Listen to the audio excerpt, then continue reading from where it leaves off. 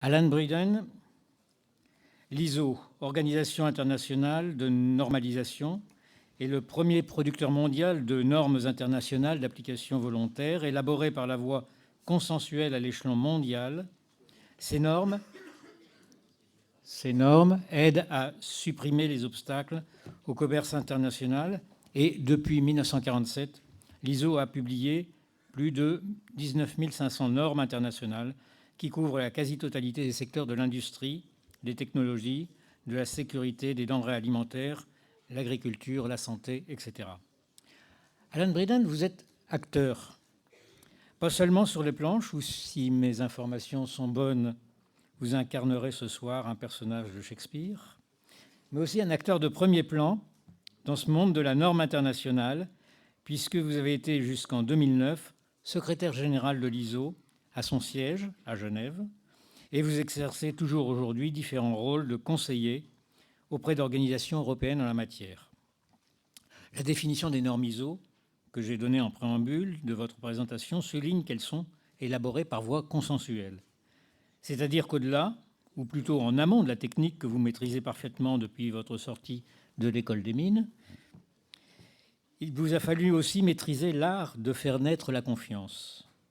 Mais cet art ne s'apprend, hélas, pas plus sur les bancs des mines que sur ceux des ponts ou de l'X. Alors racontez-nous, comment avez-vous appris l'art de faire monter la confiance ? Je vais vous parler d'un sujet qui peut paraître abscon et ennuyeux. J'ai d'ailleurs écrit des articles sur le thème « Les normes sont ennuyeuses ?» point d'interrogation. À voir. À voir, parce que les normes dont je vais vous parler, comme l'a dit mon successeur comme directeur général de l'AFNOR et prédécesseur à cette tribune, je vais vous parler des normes d'application volontaire basées sur le consensus entre les parties prenantes. Et pas des normes réglementaires qui sont vouées aux gémonies et qui font l'objet de textes législatifs, de commissions parlementaires, voire même de l'instauration de secrétariats d'État pour en faire la chasse. Donc je vous parle des normes basées sur le consensus. Et je vais essayer, en moins de 10 minutes, puisque c'est le temps qui m'est alloué, de vous en parler dans la dimension internationale. Alors d'abord, un mot sur la relation entre réglementation, donc normes réglementaires, et normes volontaires. C'est une relation qui a beaucoup évolué, notamment dans le contexte européen, avec la création du grand marché intérieur et le fait que pour harmoniser les exigences dans les différents pays, on a décidé, il y a 20 ans déjà, de s'appuyer sur une nouvelle approche de l'harmonisation des réglementations en édictant des directives qui fixent des exigences essentielles pour les produits et les équipements et qui s'appuient sur des normes volontaires élaborées par les parties prenantes pour définir les détails d'application, de mesures, de terminologie, de qualification pour arriver à remplir ces exigences essentielles. Et c'est ça qui a conduit notamment à la mise en place du marquage CE, bien connu, et qui ne veut pas dire Chinese Exports, mais qui veut dire Communauté européenne, et donc conforme aux exigences essentielles et directives dont je parlais. Et cette évolution a aussi influencé l'Organisation mondiale du commerce, puisque dans l'accord sur les obstacles techniques au commerce de l'OMC, qui a maintenant près de 160 pays signataires, eh bien, cet accord stipule que pour éviter de créer des obstacles inutiles au commerce, il faut s'appuyer sur des normes internationales basées sur le consensus. Ces normes internationales basées sur le consensus, elles sont fabriquées par 3 organismes principalement qui sont basés à Genève. La Commission électrotechnique internationale, celle qui s'occupe de l'électricité, de l'électrotechnique.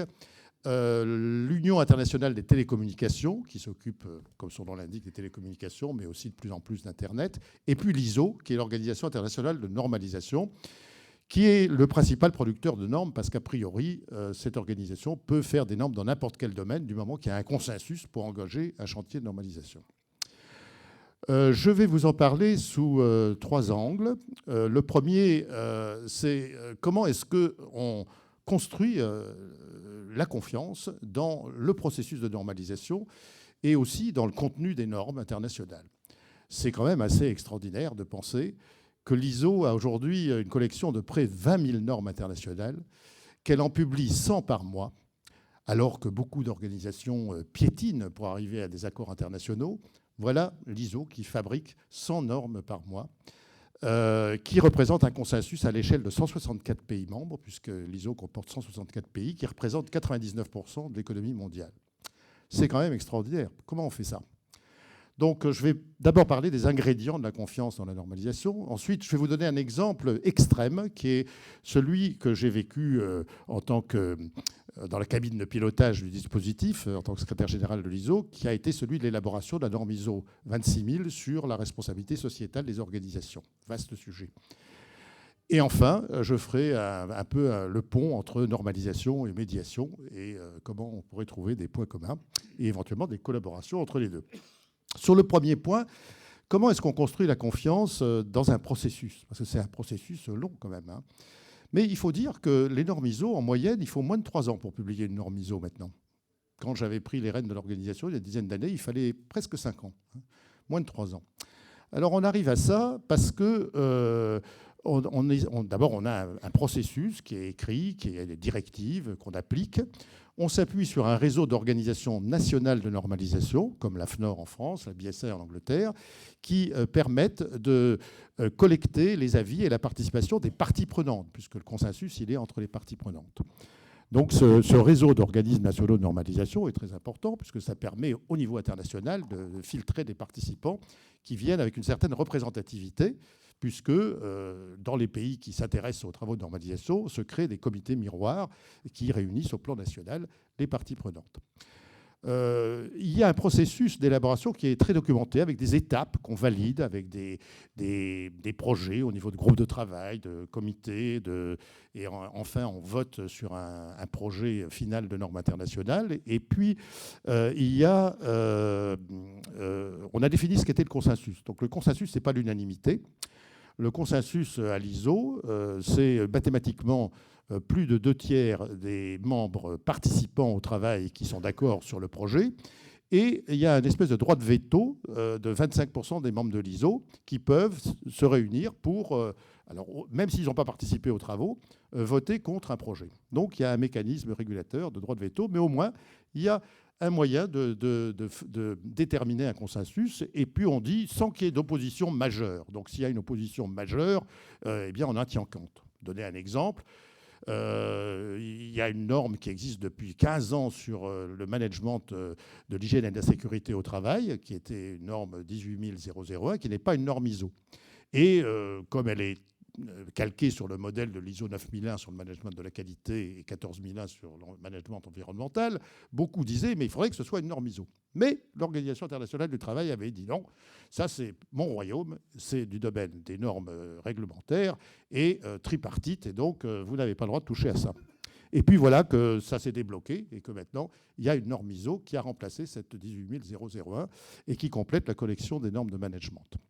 Donc, un processus balisé. Alors, ce qui est important aussi au plan international, c'est comment on fait travailler les gens ensemble. Alors, c'est un mix de travail basé sur des comités électroniques. On utilise beaucoup d'informatique à l'ISO. Il y a des comités, et si on est membre du comité, on a accès à des documents, on a accès aux normes, on a accès à toute l'information. Et puis, on vote de façon électronique. Mais on se réunit aussi physiquement de temps en temps. Et ces réunions physiques sont le complément indispensable du processus, disons, documentaire. Hein. Et chaque jour, sur la planète, il y a au moins 15 réunions ISO physiques quelque part dans le monde. Une autre dimension importante pour la confiance sont les pays en développement. Parce que longtemps, il y a eu une méfiance. Les pays en développement disaient finalement c'est les pays développés, ils créent des barrières, ils créent des normes sophistiquées auxquelles nous on ne comprend rien, qu'on n'arrive pas à appliquer.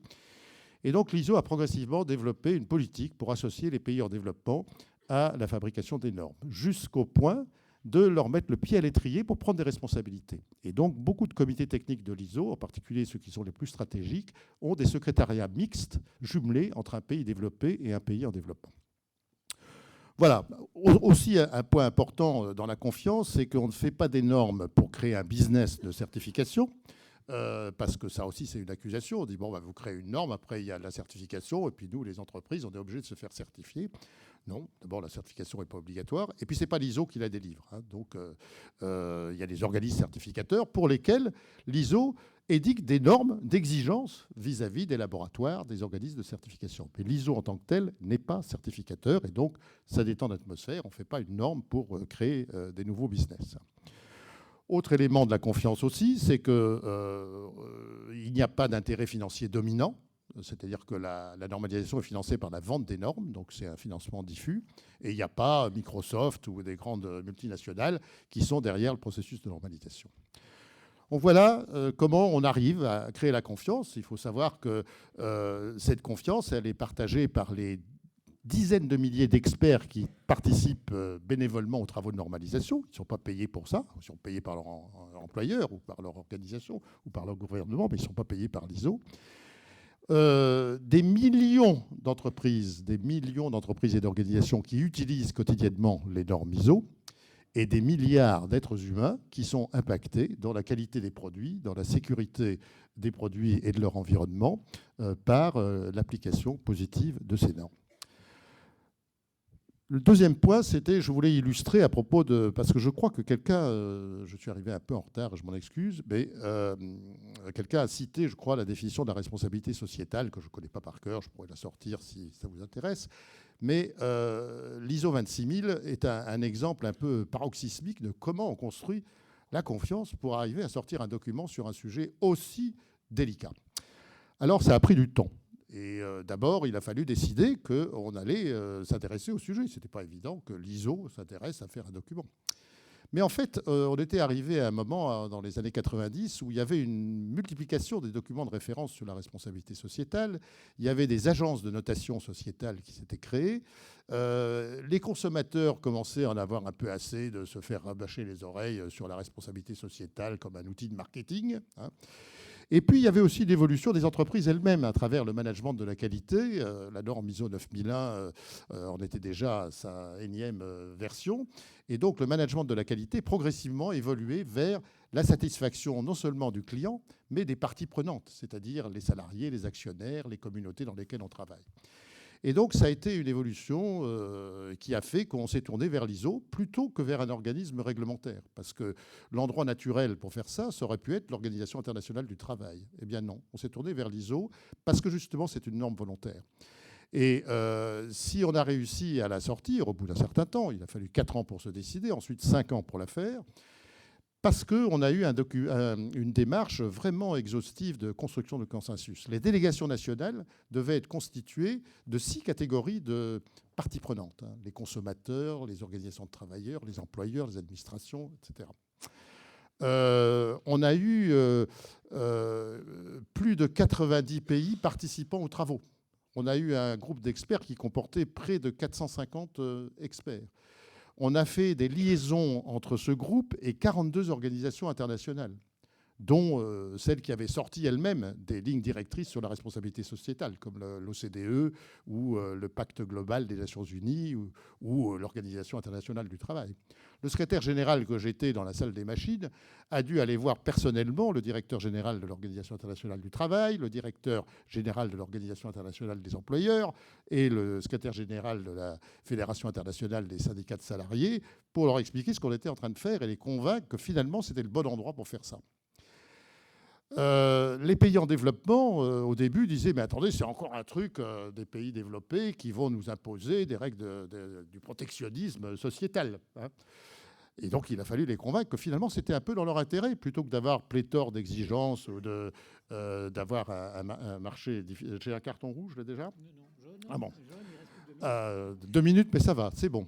Donc, il a fallu aller convaincre au plus haut niveau de poursuivre les travaux. Et puis finalement, on est arrivé à un document qui a été approuvé par un vote de 93% de 72 pays, je crois, ou 13 pays. Cette norme ISO 26000, qui a été publiée en novembre 2010, a été adoptée comme norme nationale dans plus de 60 pays aujourd'hui. Et donc, on a enfin un document qui, en substance, dit que la responsabilité sociétale d'une organisation, et pas seulement d'une entreprise, il n'y a pas que les entreprises qui doivent être responsables, hein, la responsabilité sociétale d'une organisation, eh bien, c'est sa contribution individuelle au développement durable de la planète. Et on a fait le lien entre responsabilité sociétale, qui est quelque chose au niveau d'une organisation, et le développement durable, qui est une notion plus globale.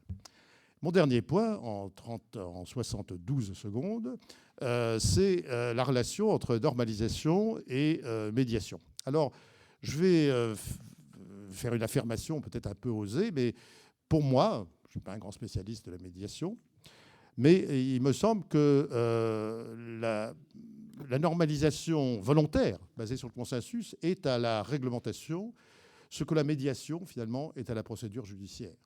Et en quelque sorte, il vaut mieux essayer de faire la normalisation volontaire, de mettre les parties prenantes d'accord, plutôt que d'aller dans un processus qui nécessite une intervention du Parlement, etc. Donc, ayant fait ce parallèle, je dirais qu'il y a peut-être des leçons à prendre dans le processus de normalisation pour la médiation. Et je terminerai en disant que finalement, si les médiateurs veulent donner confiance dans leur médiation, peut-être devraient-ils envisager de se lancer eux-mêmes dans un processus de normalisation de leurs bonnes pratiques. Pour cela, le système de normalisation que je viens de décrire, donc basé sur le consensus entre les parties prenantes, est ouvert à la discussion. Sans doute que vous aurez d'abord à passer par les phases normales de la normalisation, la terminologie, de quoi on parle, quels sont les éléments de la médiation, quel est l'objectif que l'on poursuit? Est-ce que l'on veut définir le processus? Est-ce qu'on veut aller plus loin et parler de qualification des médiateurs? Et si oui, sur quelle base? Il faut décider aussi à quel niveau on va faire ça. Est-ce qu'on va faire ça au niveau national, européen ou international? Bien sûr, c'est à vous de décider. Mais il me semble qu'au stade où vous en êtes, quand je vois votre plateforme, quand je vois les différents clubs avec lesquels j'ai eu l'occasion de m'entretenir, sectoriels, thématiques, de médiateurs, il me semble que vous êtes arrivé au stade de la maturité normative, où peut-être que le processus de normalisation vous est applicable. Voilà, Emmanuel Nal, en me tournant vers vous, Emmanuel Nal, je me tourne vers le philosophe pour interroger la question de la confiance. Vous êtes enseignant-chercheur à l'université François Rabelais de Tours et à celle de Poitiers, et le titre de votre thème résume bien vos centres d'intérêt. Kairos, l'irruption du sens au cœur de la complexité humaine, le joueur, le médiateur, le stratège. Vos trois centres d'intérêt, c'est toujours compliqué les sujets de thèse, mais c'est fait pour ça aussi, sinon ça ne s'appellerait pas des thèses. Vos trois centres d'intérêt sont donc le grec, bien sûr, puisque Kairos fait référence à ce petit dieu ailé, représentatif du temps de l'opportunité, qu'il faut saisir par sa touffe de cheveux au moment où il passe. La philosophie, avec la question du sens, évidemment, qui est aussi une question qu'on interroge autant dans la médiation que dans l'évaluation des risques psychosociaux dans le monde du travail. Et puis, bien sûr, la médiation, qui est le domaine dans lequel vous avez étudié et dans lequel vous enseignez au sein du Master 2 Médiation de l'Université de Poitiers. Alors, si on a coutume, et plus que coutume, de valoriser une connaissance scientifique, pourquoi est-ce au fond? Parce que c'est une connaissance qui s'affiche comme rigoureuse en ayant recours à une démonstration. Et la démonstration, c'est une manière de communiquer rationnellement un raisonnement pour le rendre lisible, pour le rendre communicable justement auprès de ceux à qui on s'adresse. On utilise donc une méthode et on cherche à obtenir des preuves. Si cette connaissance rigoureuse est valorisée, il y a une réciproque à cette valorisation, c'est qu'on a tendance à considérer comme risqué, aventureux, peut-être déraisonnable, voire imprudent, d'agir alors qu'on ne dispose pas de tous les éléments de preuve ou de certitude. Et pourtant, chaque jour s'inaugure, chaque jour se perpétue des confiances, qui sont autant de déclinaisons d'un croire qui n'est pas pourtant un savoir. Quand je dis que je crois, il y a deux mots, croire et savoir, qui sont différents. Donc, quand je dis que je crois, je dis que j'accepte de prendre au sérieux quelque chose, malgré une part d'inconnu. J'accepte de jouer le jeu sans avoir toutes les garanties. Alors, on pourrait dire pourquoi? Pourquoi finalement courir ce risque? Pourquoi accepter de courir ce risque qui nous rend vulnérables, qui nous expose à des vulnérabilités? C'est la question que je poserai. Et je vous propose non pas un exposé philosophique, mais quelques pistes de partage philosophique, si vous voulez bien. Alors ma première hypothèse, c'est pourquoi est-ce qu'on accepte ce risque de la confiance? Peut-être parce que l'action va plus vite que la maturation de la confiance. Il nous est demandé de nous engager vite, d'agir vite, voire même de plus en plus vite. Et la temporalité de la confiance n'est pas forcément en harmonie avec la temporalité de l'action. Il faut agir vite, mais la confiance, elle a son propre cheminement. Comme j'ai l'habitude de dire avec les étudiants qui souhaitent faire des mémoires avec moi, je leur dis, écoutez, prenez le temps de savoir si vous me faites confiance, parce que je leur dis, la confiance, ça ne peut pas se décréter, on ne peut pas faire pousser une plante en tirant sur la tige. Donc il faut attendre son propre cheminement. Autre piste, peut-être parce que le temps, dans certains cas, n'apportera jamais de preuve absolue. Je peux attendre très longtemps que ma confiance puisse trouver un élément de preuve ou un élément solide, mais peut-être qu'il ne viendra jamais. Peut-être aussi que nous acceptons de courir ce risque parce que nous ne sommes pas seulement des êtres de raison. Il y a une phrase assez lapidaire, mais qui me plaît beaucoup dans les pensées de Pascal. Pascal dit « Il y a deux excès. Exclure la raison, n'admettre que la raison. » Je crois que quand on travaille avec de l'humain, on aurait tort d'exclure la raison, puisqu'elle est à l'œuvre, évidemment, mais on aurait tort de considérer qu'elle est la seule à être à l'œuvre. Pourquoi accepter ce risque? Peut-être aussi parce que la vie nous met dans la situation tantôt de celui qui se demande s'il va accorder sa confiance, et tantôt dans la situation de celui qui espère l'obtenir. On vit une forme d'alternance par rapport à la confiance. Donc on est à même de mesurer à quel point elle est difficile à obtenir, même si on désire l'obtenir, et à quel point on peut être aussi hésitant à l'accorder. Alors, on peut aussi dire qu'on accepte de courir ce risque parce que, au fond, c'est une donnée de la condition humaine. C'est une donnée même de la condition humaine. Et là, je vais emprunter un tout petit peu un chemin parcouru avec brio et beaucoup d'humanisme par Paul Ricoeur. Alors, il ne va pas parler de la confiance tout de suite, mais il va parler de la confiance pour parler d'autre chose, et j'y viens assez vite. Au fond, au fondement de l'action, ce que nous explique Ricoeur, c'est qu'il y a une liberté qui s'exprime, qui cherche à s'engager avec pertinence. Quand je cherche à agir, je cherche à employer ma liberté avec le plus de pertinence possible. Et je vais être à la recherche de preuves pour conforter mes choix. Mais, cependant, on ne peut être véritablement fixé sur la pertinence de nos choix tant que nous ne sommes pas rentrés dans la réalisation. C'est le paradoxe. Pour mesurer le bien fondé de notre action, il faut l'entamer, il faut rentrer dedans. Si on reste dans la théorie ou si on reste dans l'expectative, on ne pourra pas vraiment mesurer ce qu'elle vaut. Alors, peut-être que l'action et la confiance ont une dynamique solidaire. Pour commencer quelque chose, une médiation, ou un partenariat, ou une relation affective, il faut commencer, nous dit Ricoeur, par y croire. Il faut commencer par croire qu'on peut. Il faut commencer par croire que c'est possible, que ça peut réussir. C'est peut-être même la condition pour que ce qui n'existe pas encore et qui est une virtualité devienne réalité.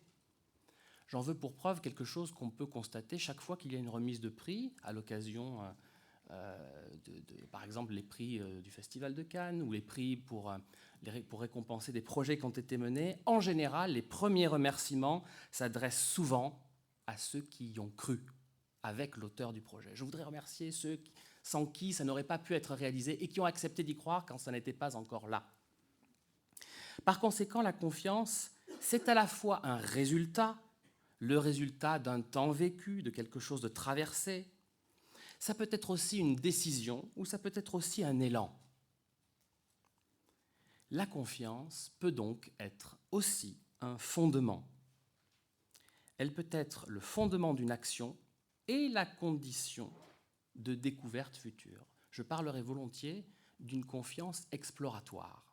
J'ai besoin d'accorder du crédit à mon hypothèse, c'est une confiance crédit, pour voir jusqu'où elle va me mener et essayer de mesurer si elle est sérieuse. C'est de la confiance, par exemple, du scientifique qui cherche à savoir si le modèle ou le paradigme auquel il pense, qu'il imagine, est en adéquation avec le phénomène qu'il étudie. Ça peut être aussi l'état d'esprit de ceux qui entrent en médiation et qui commencent par se dire « je ne sais pas si j'ai confiance, mais peut-être qu'un embryon de confiance va se manifester à travers un « pourquoi pas ».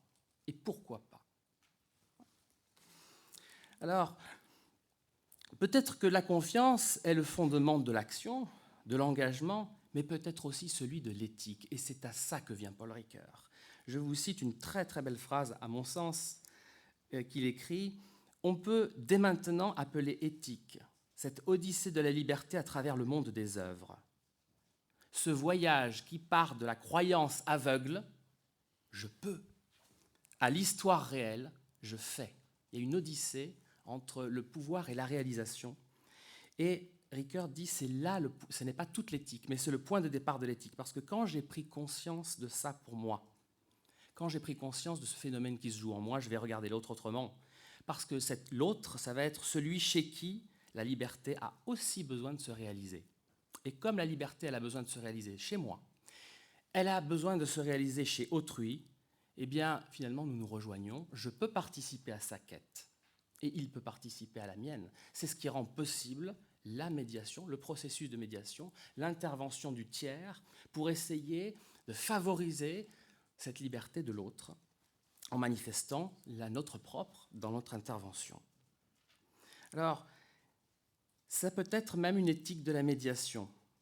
Chacun, quand on envisage les deux parties en présence, souvent, si j'envisage la médiation sous l'angle binaire, avec les deux parties en présence et le tiers médiateur étant là, on peut considérer, et c'est ce que j'appelle dans mon travail de recherche le kairos dédoublé, c'est-à-dire l'occasion dédoublée.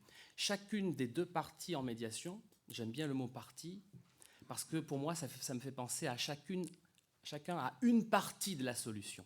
Chacun est dépositaire d'une partie de la solution du problème aux différents. Donc, peut-être que, au fond, on se découvre au fur et à mesure du processus un commun qui nous relie en vue de ce que l'on peut faire ensemble. Autre piste encore, peut-être parce que nous acceptons ce risque parce que nous ne nous suffisons pas à nous-mêmes. Nous ne nous suffisons pas à nous-mêmes, c'est le fondement même de la société. Puisque nous ne nous suffisons pas à nous-mêmes, nous avons besoin des autres. Donc, puisque nous avons besoin des autres, il y a un moment où il va falloir courir le risque de faire quelque chose avec l'autre. Ce n'est peut-être pas pour rien si, dans le dialogue du Protagoras, le fameux mythe de Prométhée et d'Épiméthée se termine non pas par le vol du feu par Prométhée qui est donné aux hommes, parce que ça c'est souvent la partie du mythe qu'on connaît, mais le vol du feu pour être donné aux hommes ne suffit pas à permettre aux hommes de vivre ensemble. Pourquoi? Parce qu'il y en a certains qui savent mieux l'utiliser que d'autres, et ça crée une forme de hiérarchie entre ceux qui savent bien l'utiliser et ceux qui supplient ceux qui savent bien l'utiliser de faire quelque chose, de faire des réalisations techniques à leur service. Alors Zeus, à la fin de ce mythe, dit « Pour que les hommes puissent vivre ensemble, je vais leur donner quelque chose qui est encore mieux caché dans mon palais que le feu. Ce sont deux qualités, aidos et dike, c'est-à-dire la pudeur et le sens de la justice. » Grâce à ces deux sentiments va pouvoir naître l'empathie, c'est-à-dire la capacité à accorder de l'importance à l'autre, une place à l'autre. Et c'est cette disponibilité-là qui va pouvoir nous permettre de l'accueillir. Alors, je pose une question, une dernière question. Finalement, à quoi est-ce qu'on raccroche la confiance quand on cherche à l'accorder? Qu'est-ce que c'est qui peut l'ancrer? Eh bien, qu'est-ce que c'est qui peut nous pousser à faire confiance à l'autre? Ça peut être parfois le sentiment, tout simplement, que l'autre nous inspire. Je ne sais pas pourquoi, mais il m'inspire la confiance. Pascal évoque cet exemple croustillant d'un courtisan qui essaie désespérément de draguer une courtisane et qui lui dit, en désespoir de cause, « Mais que puis-je faire pour vous convaincre que mes sentiments sont sincères ?» Eh bien, elle lui répond, « Il me faut vous aimer et je n'en douterai pas. » C'est-à-dire que si je partage le sentiment, je n'ai pas besoin de preuves. À partir du moment où il y a une intersubjectivité vécue, il n'y a plus besoin de preuves. Donc ça peut suffire. Il peut y avoir aussi la compétence. J'ai confiance en l'autre étant donné sa compétence, même si je ne le connais pas. C'est ce qui peut m'arriver si jamais je suis blessé sur mon lieu de vacances où je ne connais personne et où je vais être pris en charge par une équipe médicale que je ne connais pas. Soit je lui fais confiance, mais au niveau de ses compétences, sans les connaître humainement, soit je me coupe de la possibilité d'être soigné. Donc ça peut être aussi la compétence. Ça peut être aussi la recommandation qui me fait accorder confiance à l'autre. Qu'est-ce que c'est qu'une recommandation ? Eh bien, la recommandation, c'est la confiance portée par d'autres à une personne qui agit comme un témoignage. Et puis, ça peut être aussi le consentement à parier. Oui, parce qu'il y a un pari dans la confiance qui s'accorde. Le pari n'est jamais totalement irrationnel. On a des raisons de croire, mais on n'a pas toutes les raisons. Il y a des probabilités. Le pari comporte un risque parce qu'il ne peut pas encore anticiper ce qu'il n'a pas pu vérifier.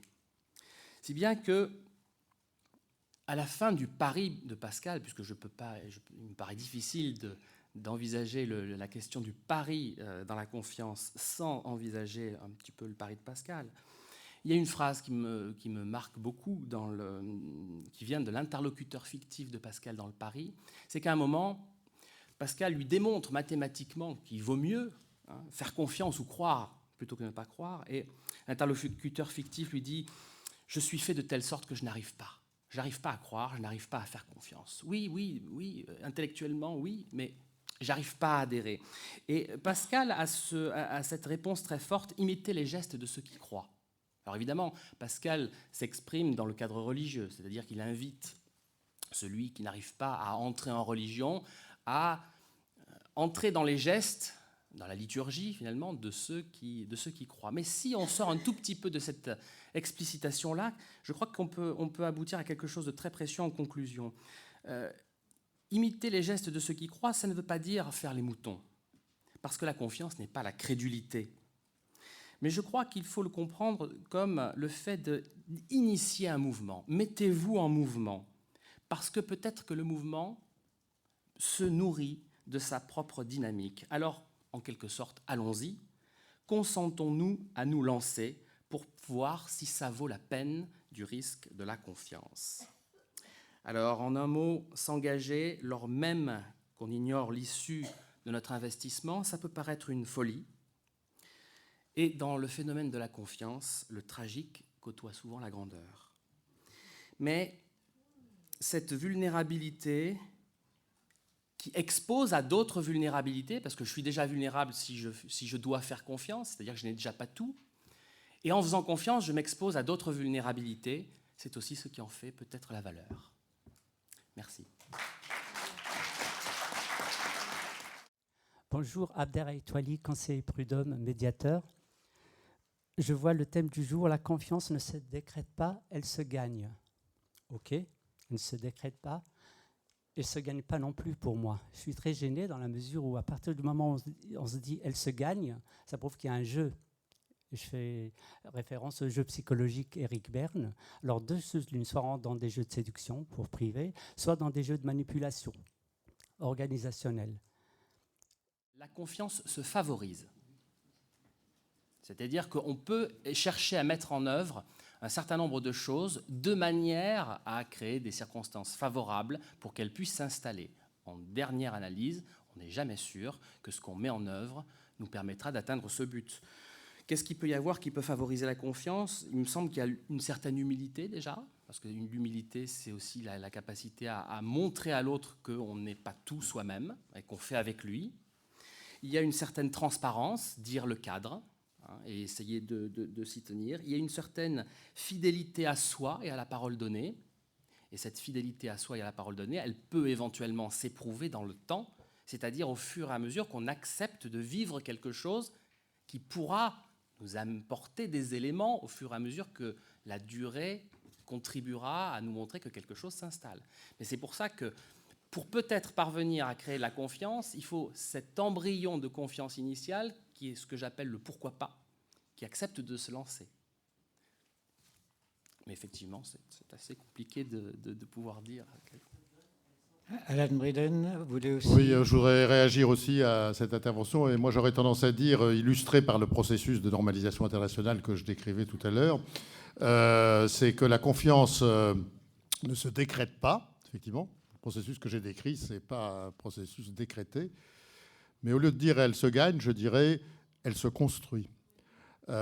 Et construire, ça veut dire des briques, ça veut dire des éléments, ça veut dire tout ce que j'ai décrit, qui fait que le processus de normalisation internationale que j'ai décrit génère la confiance et fait qu'il a le succès qu'il rencontre aujourd'hui. Donc la confiance ne se décrète pas, elle se construit, je dirais.